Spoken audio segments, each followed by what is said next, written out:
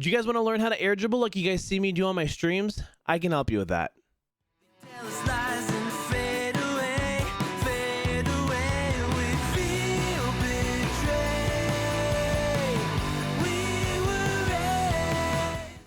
Yo, we are out here. Hello, if you guys don't know me, my name's Lara. I've been doing Rocket League coaching for over 2 years now.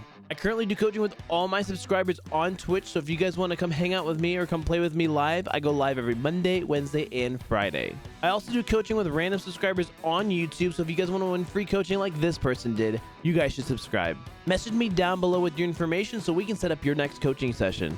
Message down below in the comments of any future tutorial videos that you guys want me to work on next. Thank you guys so much, and let's learn how to air dribble. I always get asked about my air dribbles. I work on my air dribbles every single day when I warm up, and I've put in a lot of hours to get them to where they are today. With me practicing them every day, I see improvement as they get better and longer every time. As you can see, my air dribbles may be a little different than some of the other ones that you have seen. When I'm air dribbling, there's not a lot of spinning around, and I tend to be lifting the ball up or keeping it level while I air dribble instead of falling down or falling with style like some of the other air dribbles. This is definitely my favorite way to air dribble, and it works out for me very well. So today we're going to talk about how I execute my air dribbles. And I'm also going to show you a tip that I'm currently doing in this air dribble right now that I haven't heard anybody else talk about before. So if you guys want to see this last tip that completes this air dribble and takes it up to the next step, you guys should stick around to the end of the video. Everything that we're going to be working on today is going to be coming out of this training pack. This is the training pack I use every single day when I warm up, and I want to work on my ground to air dribbles, also for my air dribbles coming off the wall. So my key bindings play a huge part when I'm trying to manipulate and control the ball in the air. I have independent buttons for arrow left and arrow right. This allows me to have free movement with my left joystick to be able to control the pitch up and down and movement left to right. And I know people love using the free arrow button to maneuver their car in the air, but by designating your arrow left and arrow right on separate keybinds, you open up the possibilities to do so much more in the air. So if you guys don't have an arrow binding for left or right, I highly recommend it, especially if you're going to try to do these kind of air dribbles that I'm going to show you, which is going to require the most control possible. When we are first practicing this air dribble, I don't even want you to try to score a goal. I just want you to try your best to keep the ball up and try to dribble all the way to the ceiling.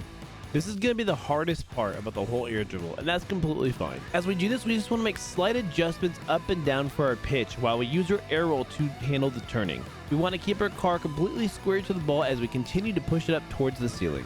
By us practicing pushing it up to the ceiling, it's going to enable us to control the ball left and right, but also give us the ability to change the altitude, which is a very key thing in this air dribble, and it also makes it harder to read. I do prefer ground to air dribbles because it gives you more room to manipulate the altitude once you get a really good handling on the ball. I know most people prefer air dribbling off the wall, which the same concepts apply. We want to try our best keeping our car square to the ball as we push it up towards the ceiling for as long as we can. Like I said before, don't even try worrying about scoring a goal. Just focus on keeping your car squared and keep on pushing the ball up towards the ceiling. This is not going to be an overnight thing, especially if this is your first time using the left and right air roll. Just remember to use the left analog stick to control your pitch up and down, and rely spinning around with your left and right air roll buttons. Now that we have control of the ball in the air, now we can start practicing slowly bringing it down towards the net. Even though we need to push the ball towards the net so we can score it, we still want to try our best to remain underneath the ball, so at any moment that we need to start increasing the altitude, we can. A lot of defensive players, when they're reading air dribbles, they're predicting it to fall at a certain rate, the rate that you're pushing it from the wall or whatever surface that you started your air dribble from. By having that option to change the altitude at will, you're able to manipulate the path of the ball when the defender is not expecting it. Having this much control of the ball in the air honestly feels great. You're able to move the ball in any direction and still be threatening to score a goal. As you guys know, I prefer ground to air dribbles than off the wall, just because when I go off the wall, I usually opt out for something different like a flip reset, which I will be covering in a later video. But the concept still applies with remaining underneath the ball so we can change the altitude at any moment. So on my ground to air dribbles, I always try to raise the ball above the crossbar, so it gives me that variable of altitude as well as the left and right maneuvers. When going off the wall, you usually already have that height, which makes it nice and easy to sit the ball on top of your car and raise and lower it as needed. I'm really excited for you guys to try out this air dribble and see how it works out for you. Once I started air dribbling like this, a lot more of these turned into goals. This is also how I found the tip that I haven't heard anybody else talking about in any of their air dribbling videos. which to me is the true icing on the cake to an air dribble. Now let's watch this air dribble again, where I said that I used that tip. And again at the exact moment that I use it. And again with no video.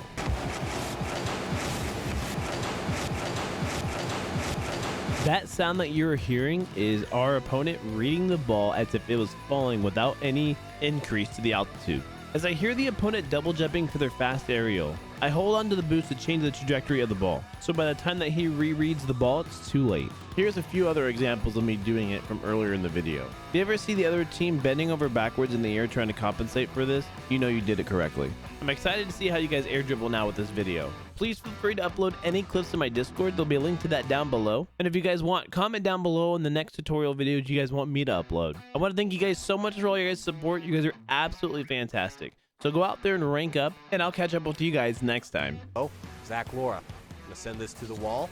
Gonna try to put it across net. He's past one. He just does it himself. He just faked out the defense of crossbar. Look at it here.